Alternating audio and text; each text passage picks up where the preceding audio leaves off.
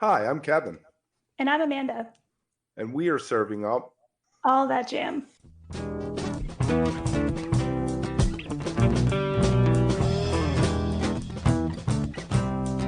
All That Jam, Quick Hit. Fireside Collective Origin Story.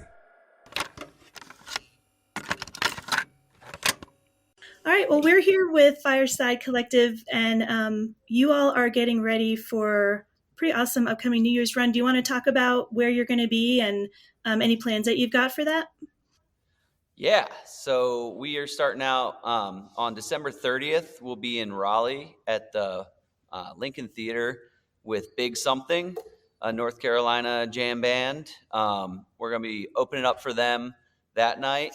And then on the 31st, on New Year's Eve day, as they say, we'll be playing in Roanoke at 5 Points Music Sanctuary, where we are currently hanging out. That's why it sounds like we're in a church and looks like we're in a church. It used to be a church. So we're playing here, and we're doing a really cool, we're calling it Earth, Wind, and Fireside. And we're going to start off with a bluegrass set. That's the Earth set.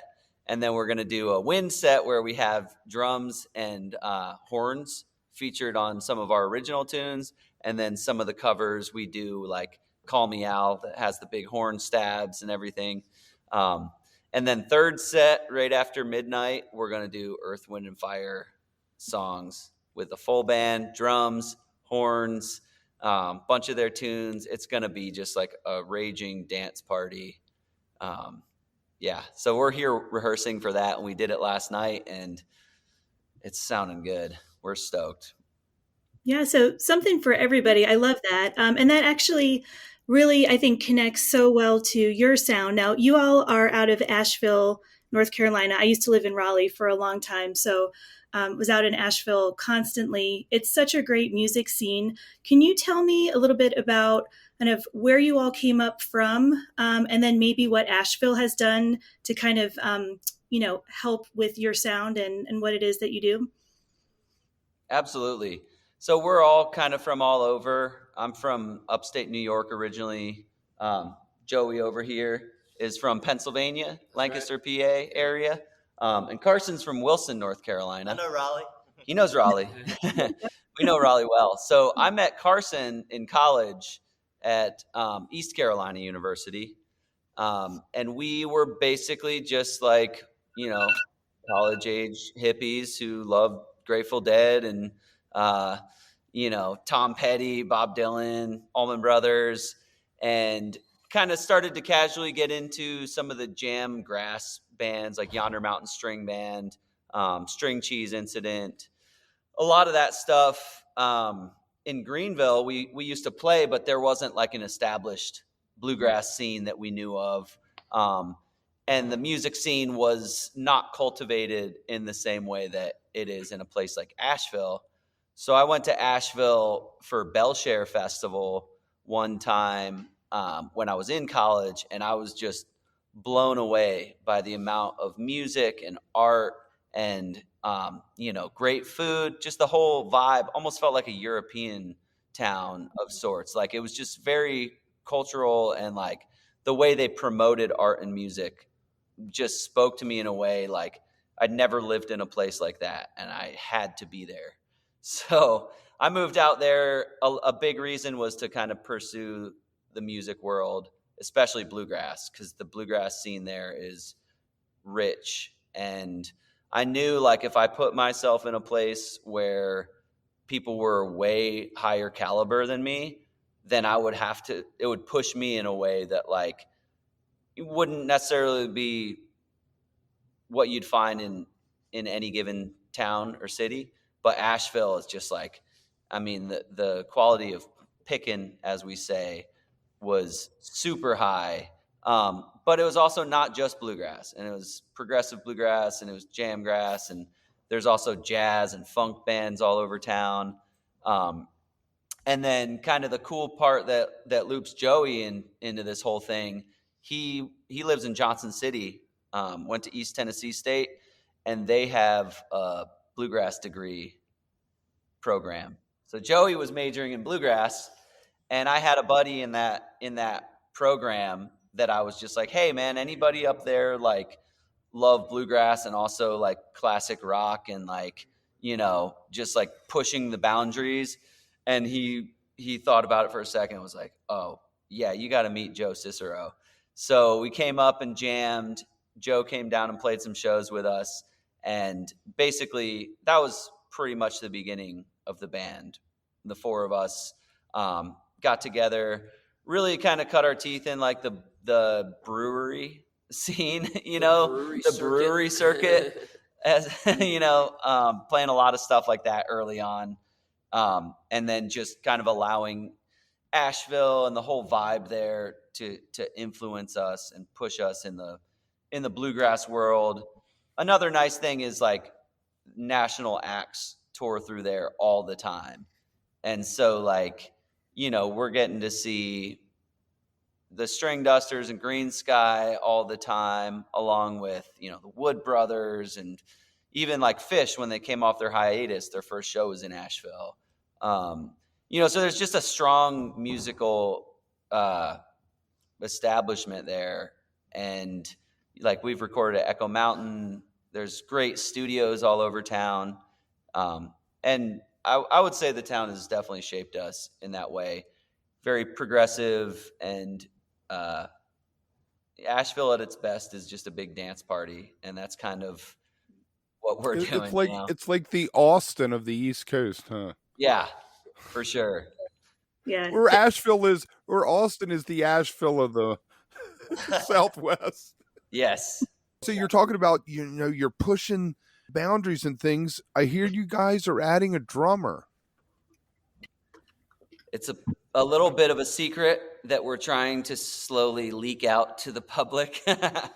Yeah, I mean, we've been talking about bringing in like percussion or drums for a long time. Everybody in the band, like we love bluegrass, but we all come from so many different backgrounds. And a big part was like, let's learn the language of bluegrass so that like we can take it to places. And did I freeze? No, I'm good. And recently our banjo player left the band to go back to school. And so he's pursuing jazz guitar and banjo. And it's like, we fully support him. He fully supports us. And it's put us in a position where like, we didn't want to be a 6-piece. It's just really tough to travel with a lot of people, and we're trying to build our crew and like, so like when that 5th member seat opened up, we all looked at each other and we're like, Alex is a phenomenal banjo player. If you bring in another banjo player, they're always going to compare and like, we're also going to hear one style, and it's typically what bands do. They replace the band instrument that left. But for us, it looked like an opportunity to like, let's try out drums for a little bit. We've talked about it for a while. We really love funk, and we love like, late night festival sets where everybody's dancing and like everybody, you get to that point where everyone's dancing so hard, the band's jamming so hard, all egos have been broken down. And it's just like one like entity. Like that is, to me, the pinnacle of like a live music experience. And it doesn't hurt to have drums on that, kind of trance-like groove where they're just making sure the beat is there. A bluegrass band, we've got a lot of rhythm and a lot of energy and motion, but there are points where like the jams can go on for a while without a groove, kind of to keep it moving. And so we brought a drummer on for our Salvage Station show back in October.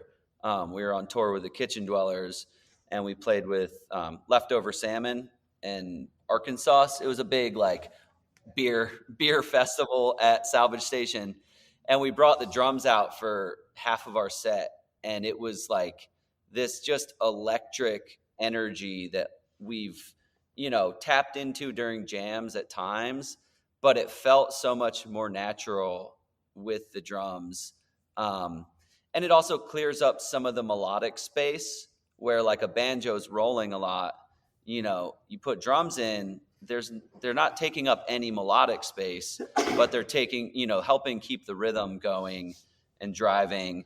And then, the melodic instruments can be a little bit more like free Melodic. yeah, a little more melodic. There's less space. Yeah. Now, what about set list considerations? Any songs going to have to disappear adding the drums? That's kind of where we're at right now. We're working on that stuff.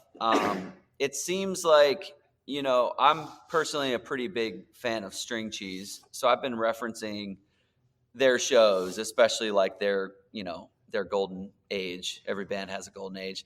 I try and look at that and think like, how does this apply to us and what we can do? And it seems like, they were blasting off into How Mountain Girls Can Love or Mountain Dew or a traditional bluegrass song. And then their next song would be like a 12-minute jam song where it was like maybe like kind of a Caribbean groove or like a straight up rock and roll or funk groove. So far, it really feels like we aren't having to drop anything. There might be one or two that just don't make it through. But we really want to experiment with taking some bluegrass songs and turning them into halftime funk jam songs, or, like doing a disco beat and then playing a fiddle tune over top of it. Like we feel like we have the tools there. We just maybe need to move them to a couple spots and see exactly where they fit.